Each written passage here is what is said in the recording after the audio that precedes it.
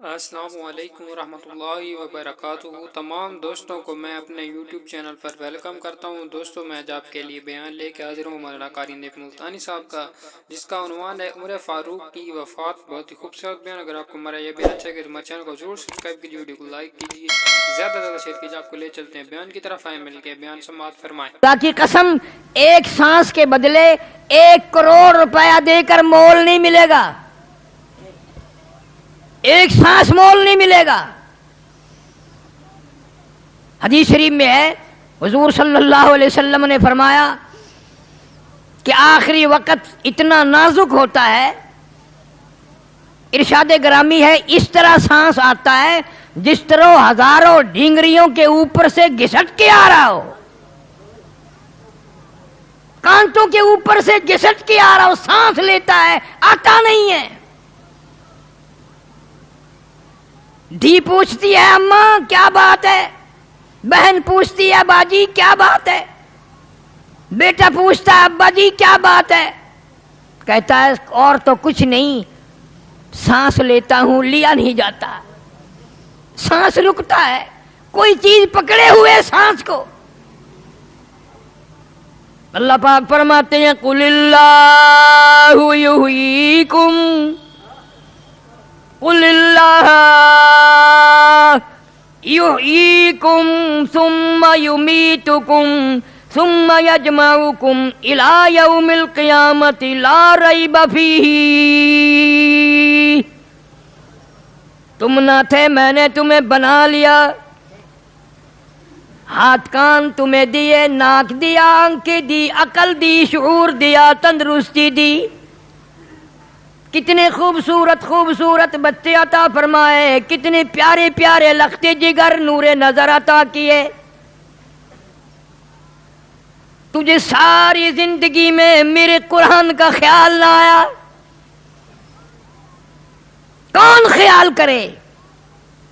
اعتقاد نہیں، یقین نہیں۔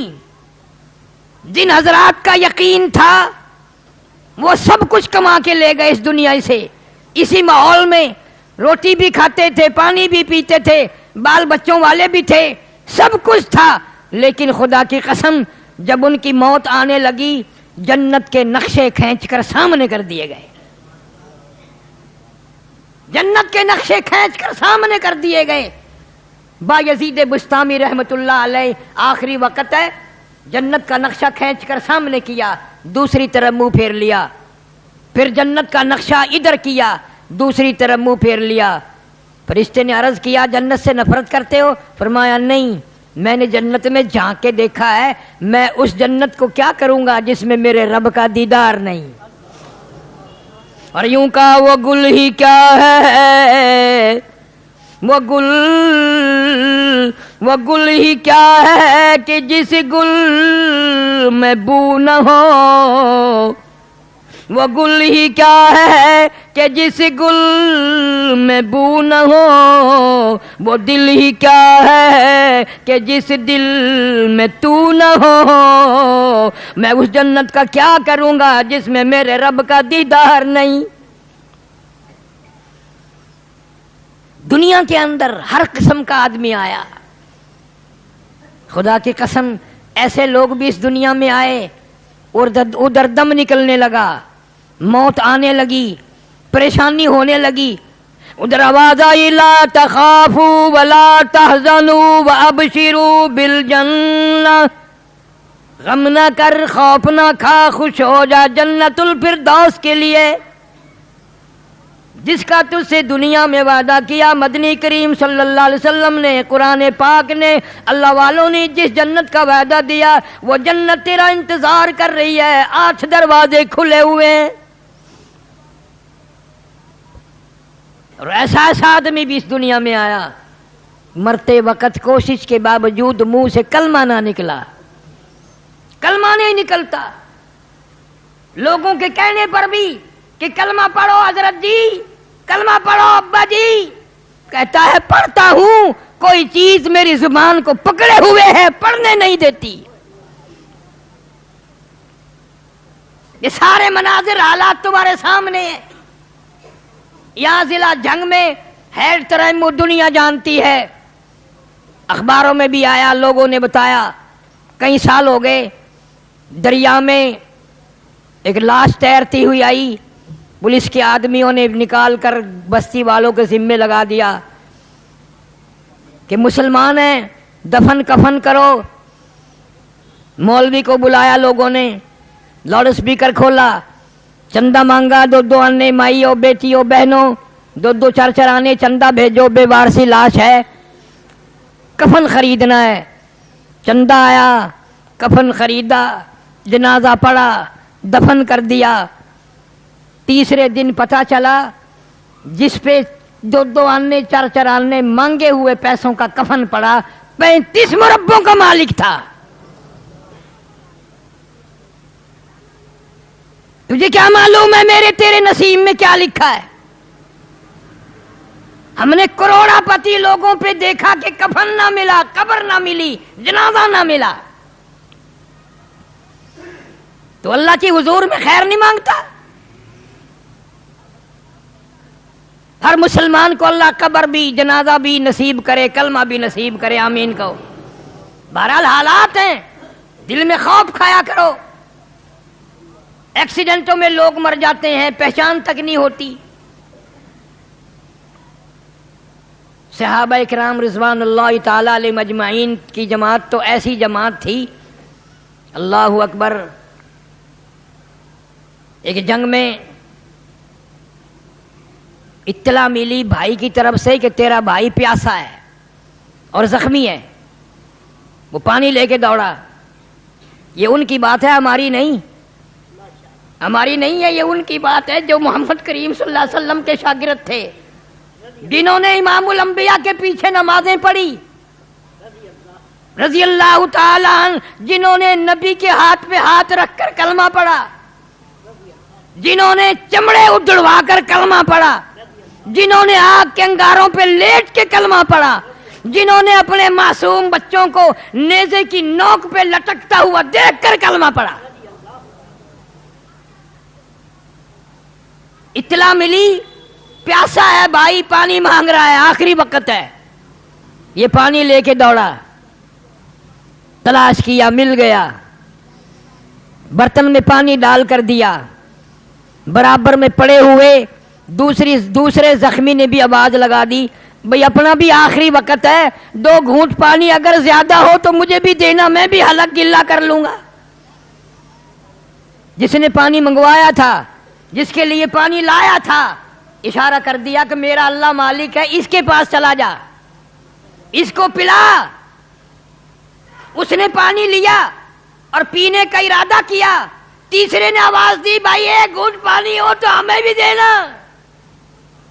اس نے دوسرے نے بھی اشارہ کر دیا، پہلے اس کو پلا۔ جب اس تیسرے کے پاس گیا پلانے والا تو وہ حوض کوثر پہ جا چکا تھا، وہ جنت الفردوس میں پہنچ چکا تھا۔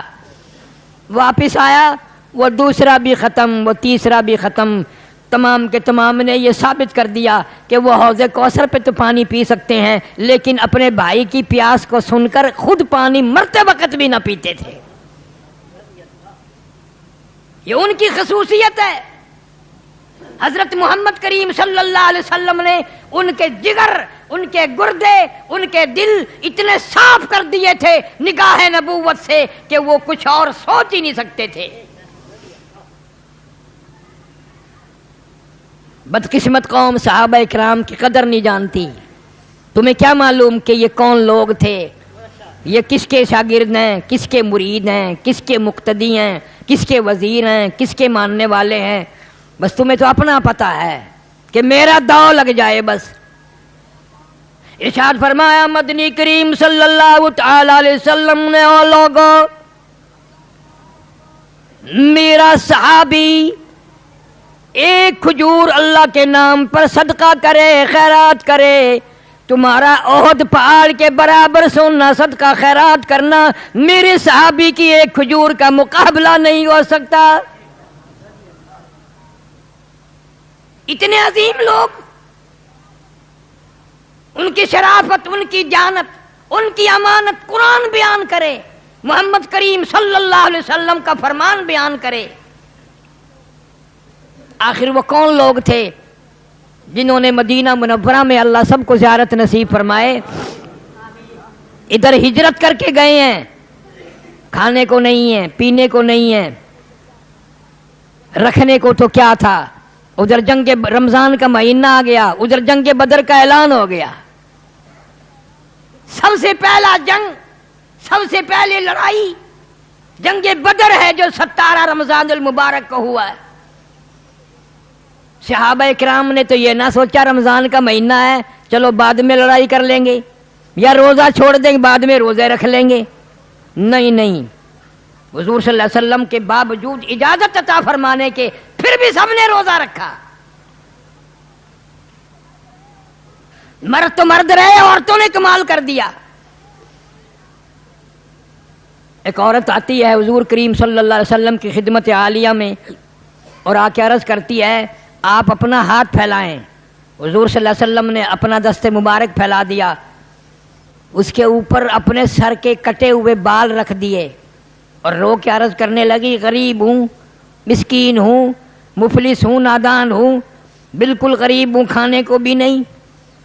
کئی دن سے مدینے میں سن رہی تھی اعلان ہو رہا ہے جہاد کا، کوئی ریشن لایا، کوئی کھجور لایا، کوئی دانا لایا، کوئی اسلحہ لایا، کوئی پیسہ لایا، کوئی ٹکا لایا، میرے پاس تو یا رسول اللہ صلی اللہ علیہ وسلم کچھ بھی نہیں، کچھ بھی نہیں، میں تو اپنے سر کے بال کاٹ کے لے آئی ہوں، کسی مجاہد کی سواری کی نکیل بن جائے گی، رسی بن جائے گی، میرا بھی حصہ پڑ جائے گا۔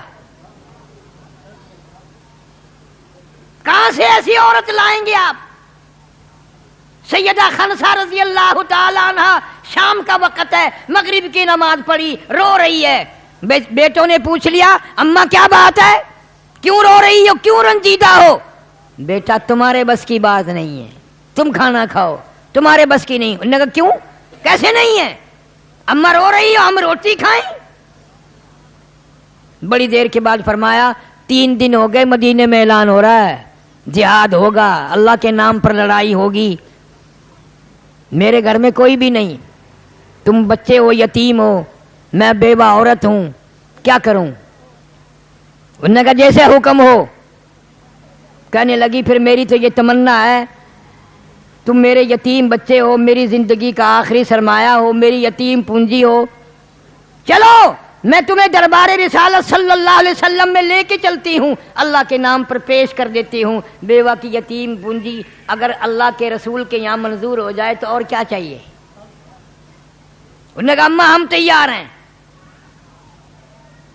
سیدہ خنسا رضی اللہ تعالیٰ نے اپنے یتیم بچوں کو لے کے چلی دربار رسالت میں صلی اللہ علیہ وسلم میں آ کر کے کہتی ہے یا رسول اللہ ہیں تو چھوٹے، طاقتور بھی نہیں، جوان بھی نہیں، میں بیوہ کی یتیم پونجی قبول فرماؤ، جہاد کے لیے انہیں قبول فرماؤ، انہیں لے جاؤ، اللہ کے نام پہ قربان کرنا چاہتی ہوں۔ آپ نے فرمایا یہ تو ابھی چھوٹے ہیں، یہ تو ابھی بچے ہیں، خدا کی قسم ان کی اولاد کا جگر دیکھو، ان کی اولاد کے دل دیکھو، اولاد کی تربیت دیکھو، یوں ایڑیاں اٹھا کر کھریاں اٹھا کے یوں اوپر کو ہاتھ کر کے دکھاتے یا رسول اللہ میں اس سے بڑا ہوں، یا رسول اللہ صلی اللہ علیہ وسلم میں اس سے بڑا ہوں۔ اور صحابہ کی اولاد بھی دیکھو، مدنی کریم صلی اللہ علیہ وسلم نے قبول فرما لیے۔ حضرت خنسا الگ لے کے گئی دونوں بچوں کو اور کہنے لگی میں تمہاری کیا لگتی ہوں کہ اماں ہے، میں نے تمہیں دودھ پلایا، میرے سے قسم لے لو میں نے ایک دن بھی بغیر وضو دودھ نہیں پلایا تمہیں، میں نے قرآن پڑھ پڑھ کے تمہیں دودھ پلایا، میں نے تمہارے ماموں کو رسوا نہیں کیا، تمہارے ابا کی امانت میں خیانت نہیں کی، حلال کا تمہیں جنا ہے۔ میری ایک وصیت ہے، میری ایک نصیحت ہے، سن لو، پیٹھ میں زخم نہ کھانا، چھاتی میں زخم کھانا، سینے میں زخم کھانا، شہید ہو جانا، میں مسلح پہ بیٹھ کر وضو کر کے انتظار کروں گی، ایک ایک کی شہادت کی خبر سنتی جاؤں گی اور قبولیت کے لیے جھولی پھیلا کر دعا مانگتے جاؤں گی۔ چنانچہ دونوں بچے تیار ہو کر کھڑے ہو گئے جنگ میں۔ حضرت معاذ اور معاذ رضی اللہ تعالی عنہما عبد الرحمن ابن عوف رضی اللہ تعالیٰ عنہ بڑے آدمی، حضور نے فرما دیا، سارے کہہ دو صلی اللہ علیہ وسلم، فرما دیا ان دونوں بچوں کا ذرا خیال رکھنا کہ اچھا جی، ایک کو دائیں کھڑا کر لیا، ایک کو بائیں کھڑے کر لیا، بیچ میں حضرت عبد الرحمن ابن عوف رضی اللہ تعالیٰ عنہ جلیل القدر صحابی ہیں۔ دونوں بچوں نے کہا کہ چچا جان وہ ابو جہل کہاں ہے؟ وہ ابو جہل کون سا ہے؟ خیال آیا انہوں نے نام سنا ہے، بچے ہیں اس لیے باتیں کر رہے ہیں۔ انہوں نے کہا میرے بتیجوں یتیموں جب ادھر کو آئے گا تو میں تمہیں بتاؤں گا، دیکھ لینا۔ وہ آیا شرکس گھوڑے پہ سوار، اچھلتا ہوا کودتا ہوا گھوڑا آیا، اور عبد الرحمن ابن عوف رضی اللہ تعالیٰ عنہ نے اشارہ کر دیا کہ جس کو تم پوچھ رہے تھے وہ سامنے ابو جہل ہے۔ اسے کیا معلوم تھا ان کا یہ پروگرام ہے، اور پیچھے ماں کی دعائیں ہیں، پیچھے ماں کی دعائیں ہیں کہ وہ ابو جہل ہے سامنے۔ بس اتنا بتا کر دیکھتے کیا دایاں بایاں دونوں خالی ہیں، دونوں نے پہلے ہی پروگرام بنا لیا تھا، بات کوئی نہیں کی تھی، آگے کو دونوں نے منہ نکالا تھا، آنکھوں ہی آنکھوں میں پروگرام بن گئے۔ آج بدقسمت قوم آنکھوں آنکھوں میں غلط پروگرام بناتی ہے، بے عزتی کے پروگرام بناتی ہے، توہین کی پروگرام بناتی ہے، ایمان کو بڑا غرق کرنے کے پروگرام بنتے ہیں، خاندانوں کی عزت کو برباد کرنے کے پروگرام بنتے ہیں، مسلمانی کو مٹانے کے پروگرام بنتے ہیں۔ آؤ صحابہ کرام کے معصوم بچوں نے بھی کیا پروگرام بنایا۔ حفیظ کہتا کہ دونوں دوڑے اور کہنے لگے قسم کھائی، قسم کھائی، قسم کھائی کہ مر جائیں گے یا ماریں گے ناری کو، سنا ہے گالیاں دیتا ہے وہ محبوب باری کو، قسم کھا کے جا کے حملہ کر دیا۔ ان کے پاس لشکر نہیں، ہتھیار نہیں، فوج نہیں، محمد کریم صلی اللہ تعالی علیہ وسلم کی دعا ہے، برکت ہے، معجزہ ہے۔ کہتا تھے ان کے پاس 2 گھوڑے 6 زریں 8 شمشیریں، اور پلٹنے آئے تھے یہ لوگ دنیا بھر کی تقدیریں۔ ان بچوں سے پوچھا کیا لے کر حملہ کرو گے، کیا لے کر چڑھائی کرو گے، وہاں جا کر کے کیا کرو گے؟ کہنے لگے ہم نے کیا کرنا ہے، نہ تیغ و تلوار پر تکیا، نہ خنجر پر نہ بھالے پر، نہ تیغ و تلوار پر تکیا، نہ خنجر پر نہ بھالے پر، توکل ہے فقط ایک سادی سی کالی کملی والے پر۔ جناب صدیق اکبر رضی اللہ تعالیٰ عنہ فرماتے ہیں مدنی کریم صلی اللہ علیہ وسلم نے میدان بدر میں اتنی لمبی دعا مانگی، اتنے ہاتھ پھیلائے، سر سے اونچے ہاتھ ہو گئے، رحمت للعالمین صلی اللہ علیہ وسلم کی چادر بھی نیچے گر گئی، صاحب اللہ کی حضور میں فریاد کر دی، میرے پاس جو پونجی تھی میں نے لا کے کھڑی کر دی، اگر آج یہ پونجی میری ختم ہو گئی تیرا نام لینے والا بھی کوئی نہیں۔ حق پرستوں کی تو نے گر دل جوئی نہ کی، تانا دیں گے بت کے مسلم کا خدا کوئی نہیں۔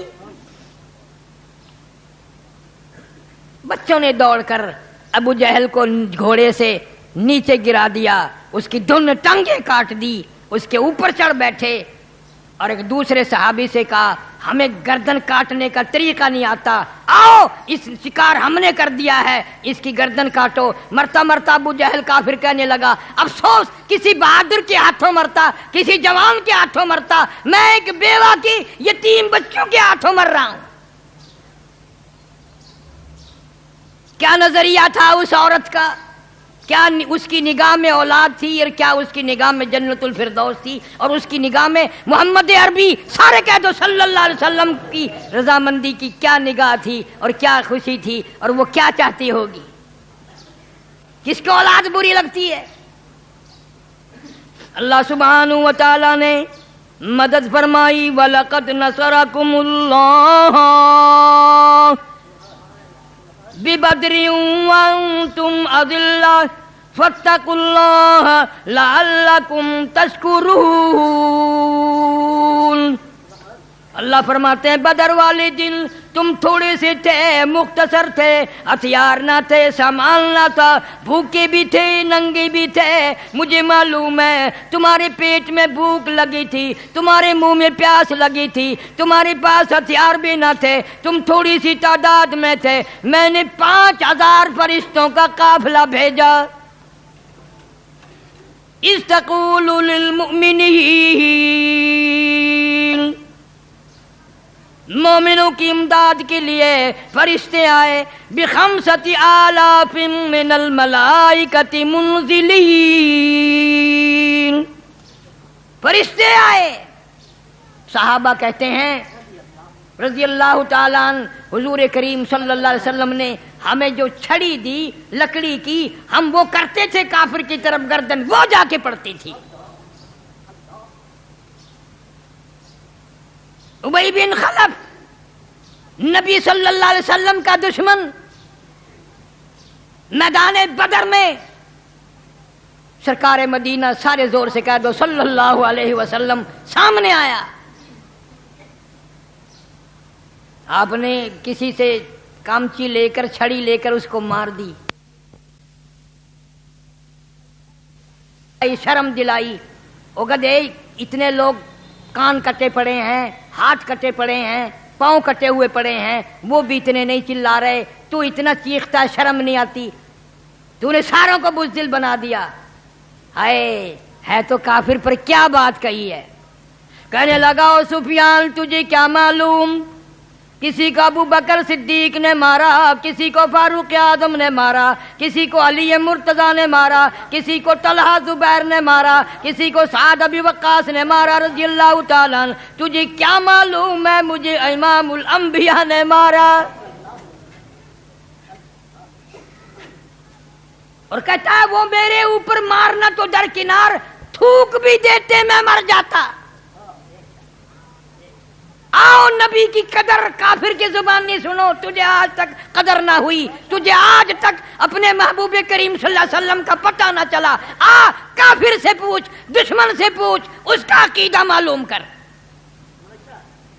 اور کہنے لگا ابو سفیان میں اتنا تکلیف میں ہوں، اتنا پریشانی میں ہوں، اگر میری تکلیف کو سارے عرب پہ تقسیم کر دو، کروڑوں آدمیوں پہ تقسیم کر دو، سارے مر جائیں گے۔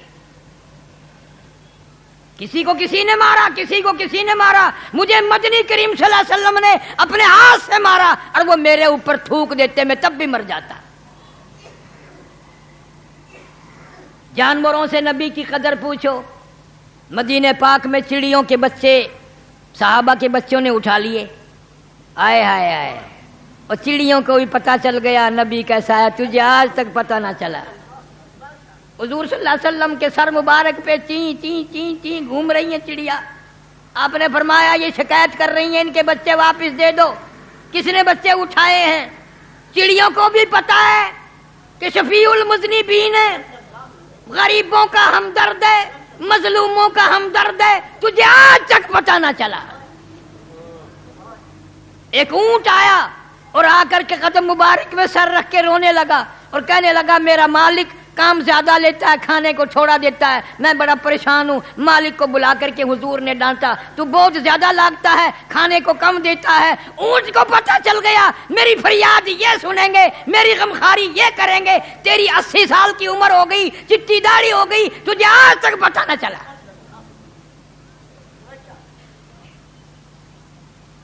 درختوں کو اشارہ کیا، اکھڑ کر آ گئے، اشارہ کر دیا، واپس چلے گئے، ہاتھ میں کنکر لے کر۔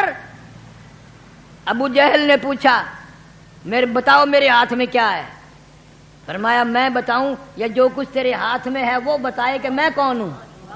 ہائے ہائے ہائے، جو تیرے ہاتھ میں ہے وہ بتائے میں کون ہوں. حکم دیا کنکریوں پتھر کے ٹکڑوں گواہی دو میری نبوت کی، اللہ کی توحید کی. اندر سے آواز آتی ہے اشہد ان لا الہ الا اللہ واشہد ان محمد رسول اللہ. کنکریوں نے بھی توحید کی گواہی دی. آج کا مسلمان ہے کلمہ بھی پڑھ رہا ہے، قبر کو سجدے بھی کر رہا ہے، کلمہ بھی پڑھ رہا ہے، بچے کو لے کر کے قبر کے چاروں طرف طواف کرا رہا ہے، اور عقیدہ یہ ہے یہ پیر زندگی دے گا. کیا تیرا کلمہ کرے گا، کیا قرآن کرے گا، اور کیا تیرا رمضان کرے گا؟ کہاں کام آئے گا؟ شرک کی لعنت سے بچو میری بہنوں بیٹیوں، پلے باندھ کے لے جاؤ. اللہ کے سوا کوئی کچھ نہیں کر سکتا. ساری دنیا کے ولی، ساری دنیا کے پیر فقیر اکٹھے ہو جائیں، خدا کی قسم ایک بال بھی کسی کا بنکا نہیں کر سکتے. صاحب اللہ جل شانہ کے اختیار ہے. یہی تو لڑائی ہوئی صحابہ کرام سے مشرکین مکہ کی، اسی پر تو جھگڑا ہوا. اور بات کیا تھی؟ تو رمضان المبارک کا بابرکت مہینہ، ایسا کلمہ پڑھ جو ساری زندگی میں شرک تیرے قریب سے نہ گزرے. ایسی اللہ سے دعا مانگ اپنے خاتمے کی، اپنے ایمان کی، جو زندگی گزر جائے آخری وقت تک شیطان شرک والا تیرے قریب نہ آئے. واقعات ہیں صحابیات کے بے شمار، ایک دو نہیں. اللہ اکبر اللہ اکبر. کیا شان ہے ان لوگوں کی جنہوں نے حضور صلی اللہ علیہ وسلم کے ہاتھ پہ رکھ کر ہاتھ کلمہ پڑھا. وہ کتنی مبارک آنکھیں ہوں گی جنہوں نے اپنی آنکھوں سے ہزاروں مرتبہ دیدار کیا صلی اللہ علیہ وسلم. بابرکت مہینہ، عزت والا مہینہ، محترم مہینہ. جنگ بدر بھی اسی میں ہوا. اما عائشہ صدیقہ رضی اللہ تعالی عنہ کی وفات بھی اسی رمضان المبارک کی 17 تاریخ کو ہوئی. کون اما عائشہ صدیقہ؟ 2270 حدیثیں جس سے روایت ہیں، جس کے بارے میں حضور صلی اللہ علیہ وسلم نے فرمایا اگر عائشہ نہ ہوتی دین ناقص رہ جاتا. جس کی جھولی میں خدا کا قرآن آیا، جس کے حجرے کو اللہ سبحانہ و تعالی نے ہمیشہ کے لیے گنبد خضرا بنا دیا. اتنا بڑا شان ہے اما عائشہ صدیقہ رضی اللہ تعالی عنہا کا. آج بھی اگر کوئی قرآن پہ یقین کرے، عقیدہ کرے، تو آج بھی اللہ سبحانہ و تعالیٰ کرس میں معجزے دکھا سکتے ہیں. سن 80 میں جب میں ہندوستان گیا، پٹیالے شہر کی کچہری میں پاسپورٹ لکھوانے کے لیے بیٹھے تھے کہ اچانک کچہری میں بھگدڑ سی مچی. ادھر سے ادھر وکیل بھاگ رہے ہیں، جج بھاگ رہے ہیں. ہم پاکستانی تھے، ذرا ڈر لگا بھی ایسا کیوں ہوا، کیا بات ہے. ان سے جب پوچھا تو انہوں نے بتایا کہ جی ایک واقعہ ہوا ہے، ایک قصہ ہوا ہے. بھئی کیا ہوا؟ ایک سکھ کی لڑکی فوت ہوئی ہے.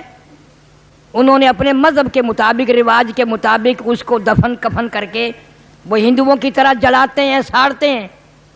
لکڑیاں منگائی، ان لکڑیوں میں اس کو چن دیا، گھی کا پپا ڈالا، آگ لگائی، ساری لکڑیاں جل کر خاک ہو گئی، پر اس لڑکی کا بال بھی نہ جلا.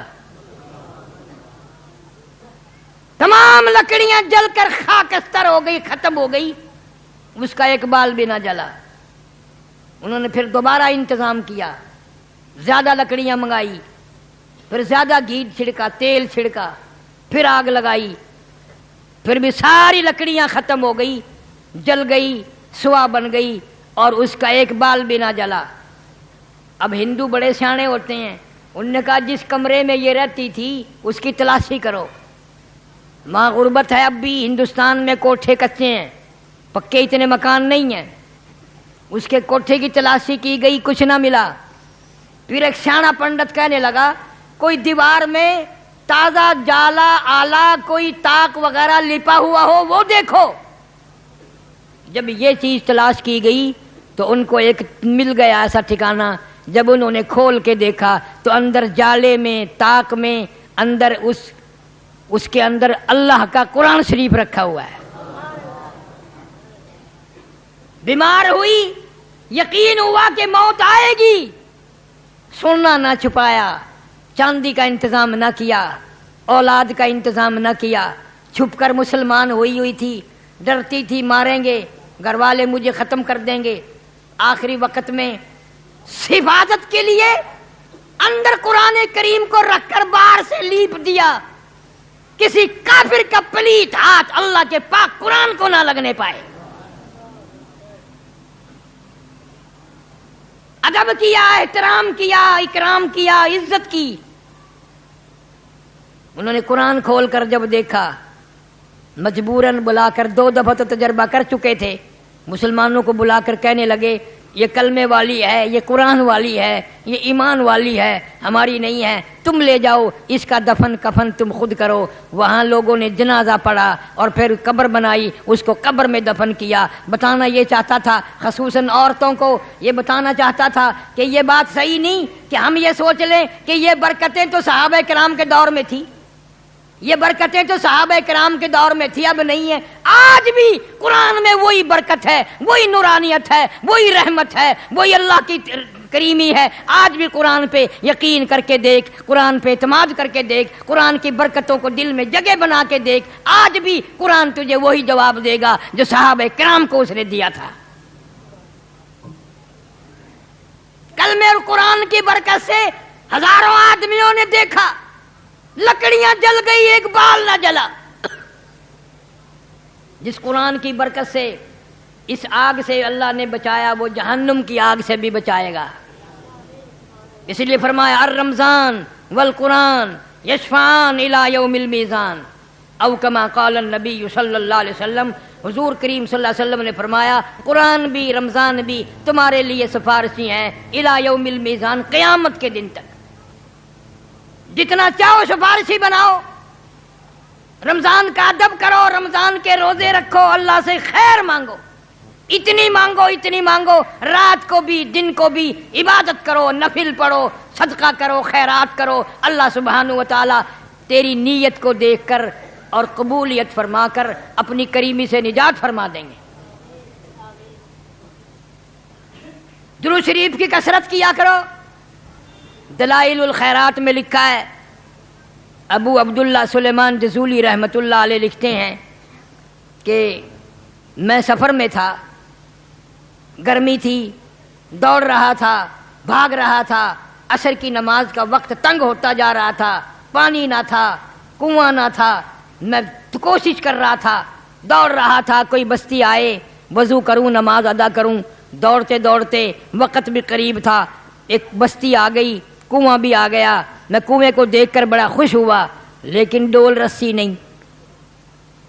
कुआं तो मिल गया, रस्सी डोल नहीं, तो बड़ा परेशान था, अब क्या बने। तो कहते हैं कि करीब में ही छोटे छोटे बच्चे खेल रहे थे, एक लड़की दौड़ कर आई और आके कहने लगी बड़े मियाँ कैसे परेशान खड़े हो। मैंने कहा बेटी प्यास भी लगी है, पीऊंगा भी, नमाज का वक्त जा रहा है, वजू करूंगा, डोल रस्सी नहीं है, कुआं तो आ गया, डोल नहीं है, रस्सी नहीं है, पानी कैसे निकालूं। मैंने कहा अच्छा, डोल रस्सी के बगैर पानी नहीं मिलता। मैंने कहा कैसे मिलेगा। वो छोटी सी बच्ची ने यूं कुएं के अंदर मुंह करके थूक दिया और पानी उबल कर ऊपर आ गया, पानी उबल कर ऊपर आ गया। अल्लाह वाला कहता है मैंने वुजू किया, नमाज पढ़ी, पिया भी, और नमाज पढ़ के वो बच्ची अपने जाकर बच्चों में फिर खेलने लग गई। तो मैंने उस बच्ची को पहचान लिया और उन बच्चों में जाकर के पकड़ा उसे, और मैंने कहा बेटी तू ऐसा क्या काम करती है जो अल्लाह सुब्हानहू व तआला के यहाँ तेरी इतनी मकबूलियत अभी से हो गई, तेरा अमल इतना कबूल है कि अल्लाह के यहाँ इतनी तू पसंदीदा है कि कुएं में थूक दे तो पानी ऊपर आ जाए, इतनी अल्लाह के यहाँ कबूल है, क्या अमल करती है। तवज्जो करना। कहने लगी बड़े मियाँ मेरी उम्र ही क्या है, मैं किस अमल जोगी हूँ, मैं किस काम के काबिल हूँ। हाँ इतनी बात है, मेरी माँ रात को जब तक मैं 1000 दुरूद शरीफ पूरा ना कर लूं मुझे सोने नहीं देती। 1000 दुरूद शरीफ पूरा कराती है मेरी अम्मा, फिर मुझे सोने देती है। वो जिनके बच्चे 1000 दुरूद शरीफ सुपड़ करके सोए, उनके बड़े कितना पढ़ते होंगे।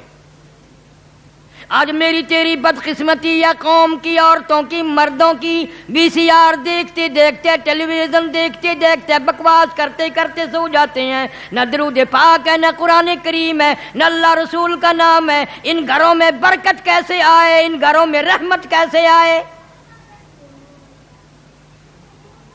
انہی گھروں سے میرے تیرے جنازے نکلنے ہیں، انہی گھروں سے ہمارا آخری وقت آنا ہے۔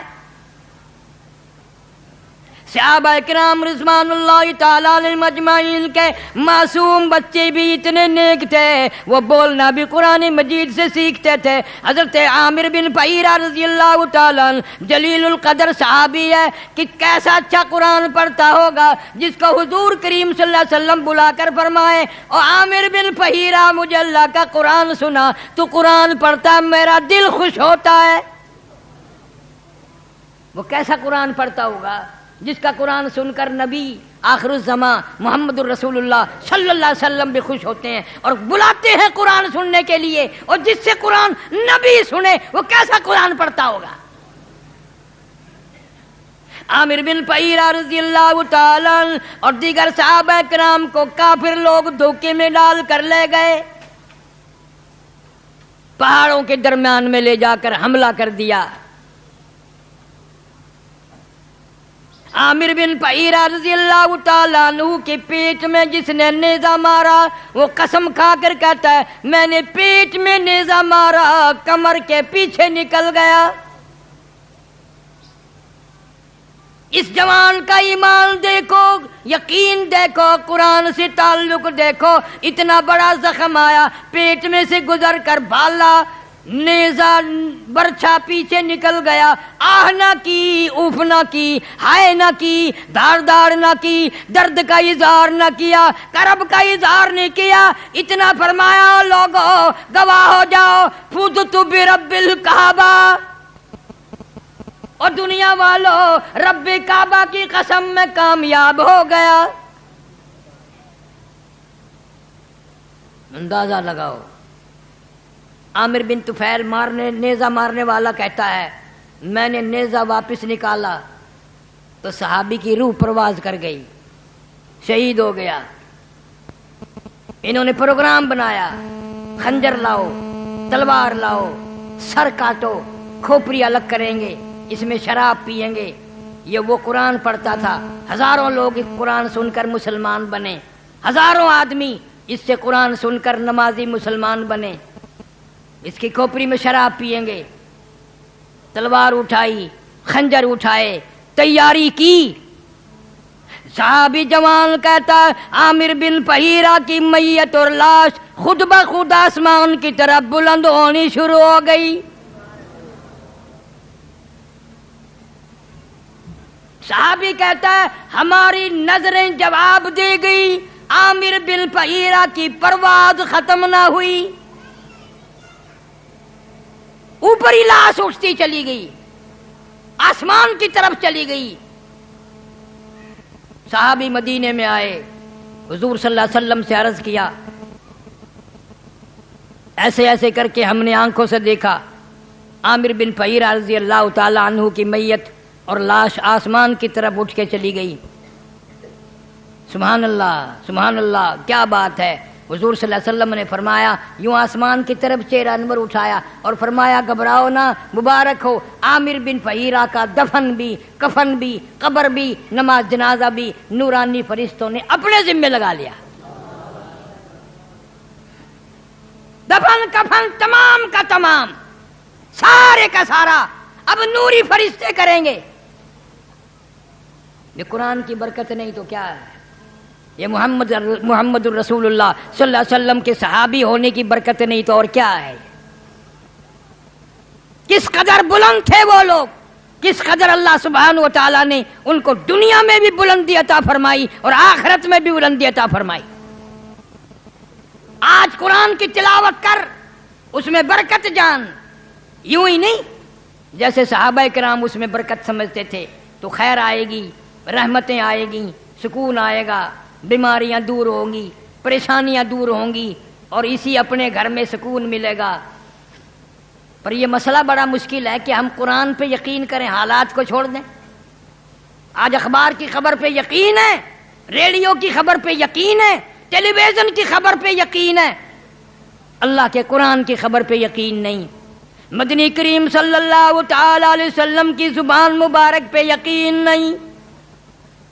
کم سے کم شام کو روزہ افطار کرنے کے وقت جھولی پھیلایا کر، ہاتھ پھیلایا کر، الہی ماشاء اللہ، سبحان اللہ، سبحان اللہ۔ دوستو، یہ حضرت مولانا قاری حنیف ملتانی صاحب جو بہت ہی خوبصورت انداز میں بیان فرما رہے تھے حضرت بلال کی غلامی اور قبول اسلام۔ حضرت بلال اصل میں حبشی موجود ایتھوپیا کے رہنے والے تھے، مکہ کے ایک مشہور سردار ابن خلف کے غلام تھے۔ جب رسول صلی اللہ علیہ وسلم نے اسلام کی دعوت دی تو حضرت بلال نے ابتدائی خوشی نصیبوں میں شامل تھے جنہوں نے ایمان قبول کیا۔